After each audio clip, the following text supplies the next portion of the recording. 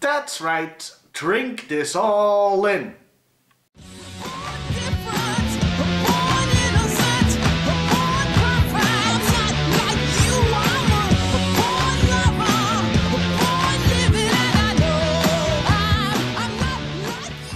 Now, I am not what you would call a consumer advocate. I am no Jim Sterling.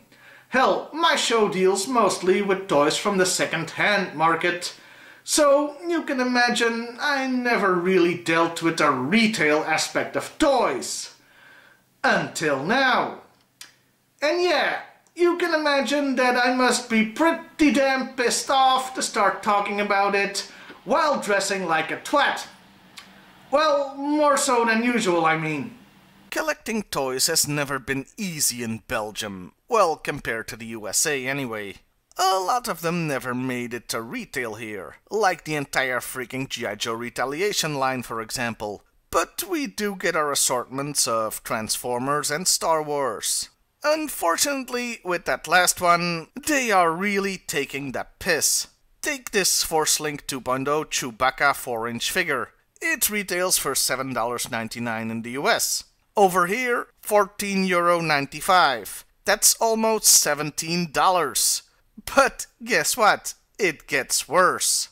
Here's First Order Disguise Rose with 2 droids, costing a very sensible €14.99. Not over here, she bloody doesn't. Here it's €27 or over $30 freaking dollars. That's double the price. I would like to have this figure, but I'm not paying $30 for it. But you know what? Paying double for something isn't always that bad. After all, if I were to find 2 G.I. Joe figures at a flea market, one for half a buck and one for $1, I'd still get both. However, that logic doesn't apply to this last Star Wars item, the Force Link 2.0 TIE Fighter. Sold in America for the reasonable price of $40. This same item goes for €72 or over 81 sodding dollars. Over $80 for this thing? No, that's not what I actually paid. I actually complained about this thing on Twitter back in November, I think, and mysteriously the price got dropped to about $45. Now, I'm not saying those things are related, but it is quite a coincidence. Only the price went back up to $80 after the holiday season.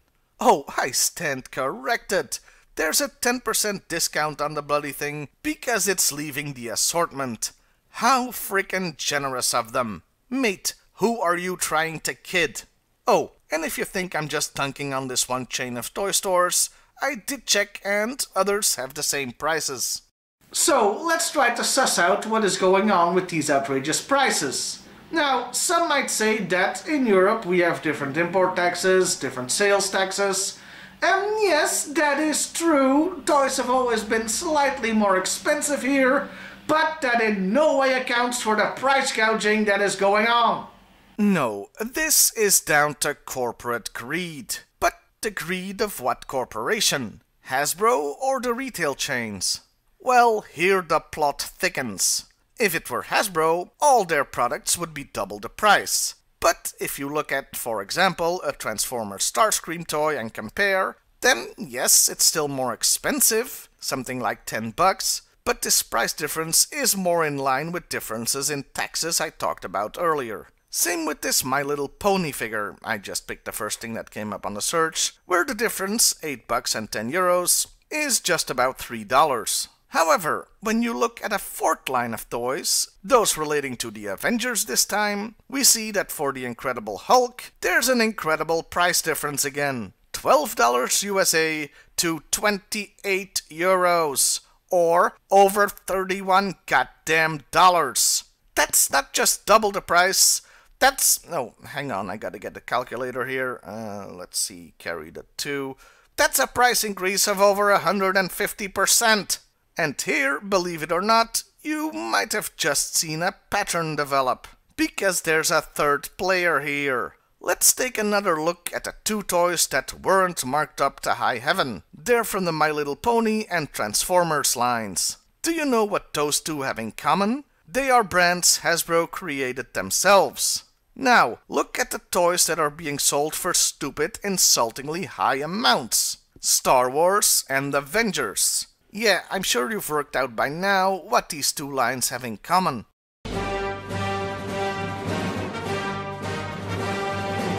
Both are licensed properties from Disney. Yes, it's Disney, the Electronic Arts of the general entertainment industry. They don't want money for their products, they want all of the money. And they have apparently decided Europeans should pay through the nose for their products. It wasn't until Disney got hold of Star Wars that the action figures reverted back to articulation that was common in the 70s, making them cheaper to produce, but sure as salt not cheaper to buy. And I'm not just complaining on behalf of collectors here. After all, collectors tend to have the disposable income to indulge in their hobby. Though I'm not using that income on an $80 TIE fighter. I might as well dispose of my income down the toilet if I did that. No, I'm talking about people like one of my best friends who has 2 kids that are majorly into Star Wars. And he's gonna be pretty pissed when he sees this video. In fact, I know this show has a predominantly American audience, and thanks for watching this, by the way. Now you can see how things are over here in Europe. But it would be nice if this video was seen by European parents who are being taken to the frickin' cleaners by Disney. They should ask questions of Disney. They should ask the toy retailers and Hasbro why they are taken for a ride by Disney and not one of those fun but equally overpriced rides at the theme parks either. It's just one more example of a major corporation trying to suck as much money out of the consumer as possible, and those things should be called out every single frickin' time. Yes, this episode has been a little bit different, a little bit more angry, and a little bit more plagiarizing. Jim Sterling, I'll see you in court. And I'll see you guys next time. And hey, don't forget to like, share, and subscribe if that's your thing. And you should also thank God for me.